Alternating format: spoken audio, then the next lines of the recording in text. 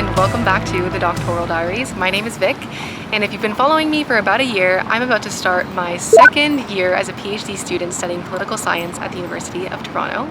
In May, I wrote the last exam of my academic career, my comprehensive exam, and in this video, I'm going to share with you the results. My last few videos have been about the studying process and leading up to the exam, but today I'm going to tell you what it was like to write it and what the outcome was. Let's get into it. Oh yeah, and instead of just filming my results at home, I thought I would take you to campus and show you where I actually wrote my exam. So let's hop on a bike and get there. First up, obviously, safety. This is your time to put on your helmet too. And let's go.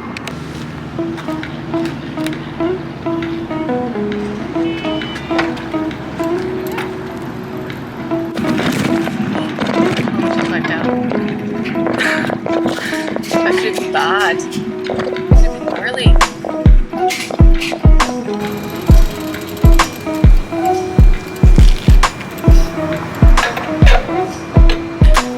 Hi again, and welcome to the exam center here at the St. George campus.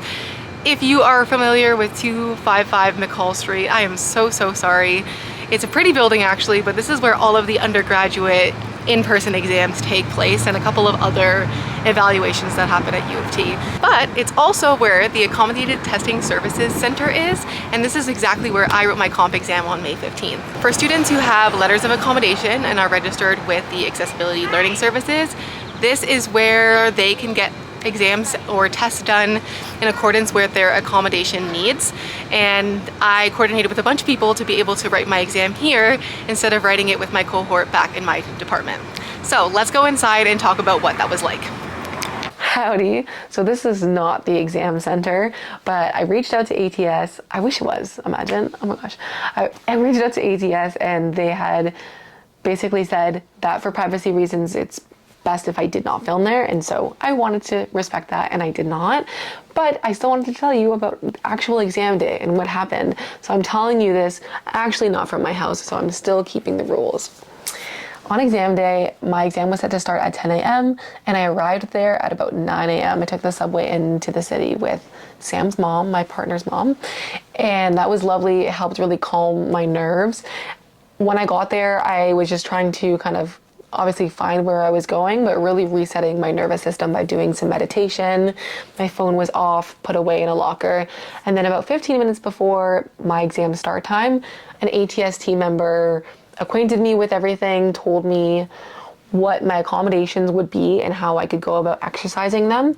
And then I started. So I went in there and I had about 5 hours to write this exam, pending obviously if I were to activate any of my breaks, it would go longer than that because inclusive of those breaks. I was put into a private room, and this is because as someone with a learning disability, I can not only get easily distracted, I can also distract other people by some of the fidgeting that I do. And so in this room I had my own desk, I had a comfortable chair, and then I only had a computer that had no internet access. So that was basically just a word processor. I was provided with the exam questions on a piece of paper. That time flew by. I honestly used all of it, and I only once got up to go to the bathroom. I did munch on like some chips at some point. I don't even remember when. I spent about an hour going through the questions, picking which ones I wanted, and then outlining them, which I've talked about outlining before. And then I spent the rest of the time fully articulating my work. I spent about 3 hours, maybe 2.5 hours on one question, and then the remaining time on the second, and I did not finish the second question.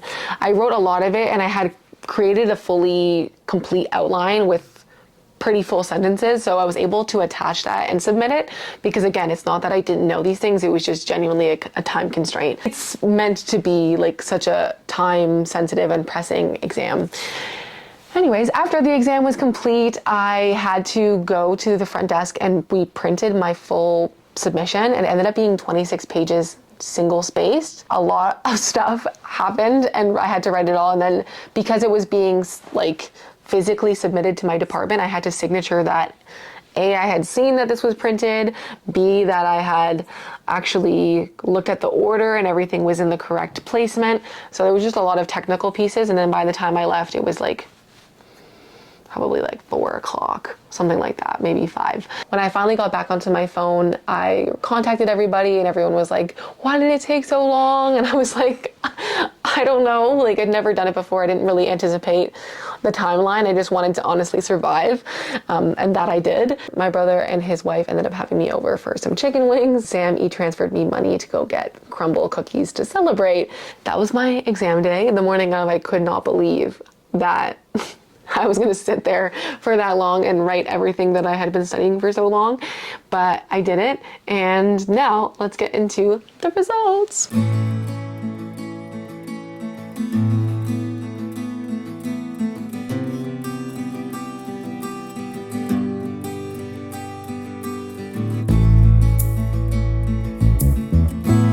So upon submitting my exam, it went off for adjudication, and it was adjudicated by the 3 professors that taught the International Relations Course Seminar this year. My work was anonymized, which means that nobody knew who had written what exam, and it was sent individually to all 3 professors for adjudication. And if all of them individually agreed that it was a pass, then I would pass the exam. So waiting for the results was not too troublesome. Like, I was gone. I was living in the moment in Thailand and being with my partner and just kind of celebrating the work that I did regardless of the result. But when I got home and I was by myself and I was like back in the space where I had been studying and all of the flashbacks started coming back, I started to really second guess my performance. And to make matters worse, my field was the last one to receive the results for the exam. And so in addition to just like feeling like I didn't do good enough, I felt like there was some like technical issue that resulted in this delay of responses. Anyways, on June 18th, a random Wednesday, I received my exam results via email, and it was super anticlimactic. Like, it was literally, my subject heading was, "You passed your exam," or something like that. I'll put the email right here. And I immediately just like lost my breath. Like, I was taken away. And I know this sounds so dramatic, but when you put so much work into something and you're so strategic about it and you're trying to just do it once and be amazing at it, it's wild to think like that it actually works, like the whatever you did actually pays off, and that I never have to write an exam in my life. And that night, my partner took me for ice cream to celebrate, and I, to this day, like, have butterflies. It truly is just such an undertaking, and to have passed and to be able to share this with you is so, so wholesome for me, and full circle. You know, I'm so excited.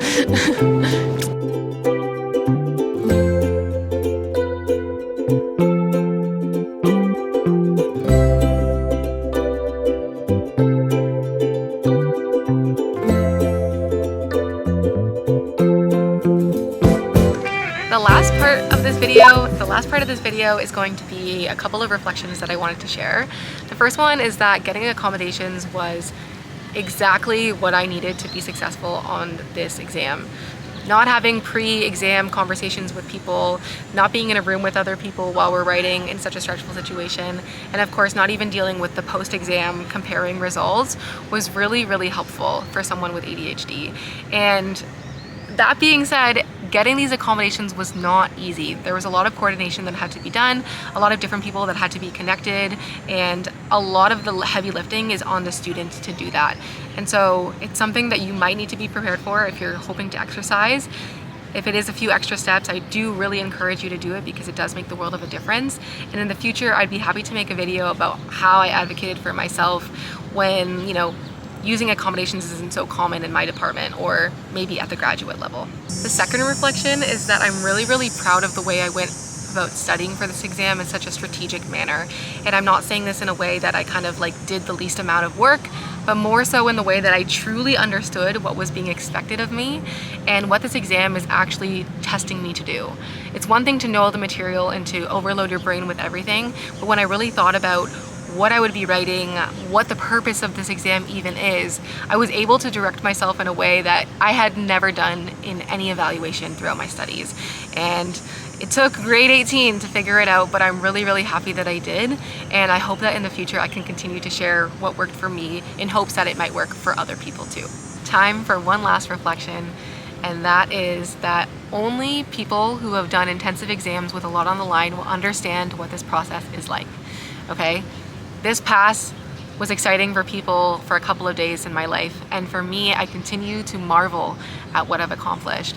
And there are going to be a lot of people that don't understand why you stressed out the way that you did, or what this achievement actually represents and what it means for you and your career or your life. For me, you know, obviously this is a program requirement, something that I need to do, but it was absolutely an emotional and personal milestone that I hit, to be able to do something that I genuinely thought I could never absolutely do. And I did it.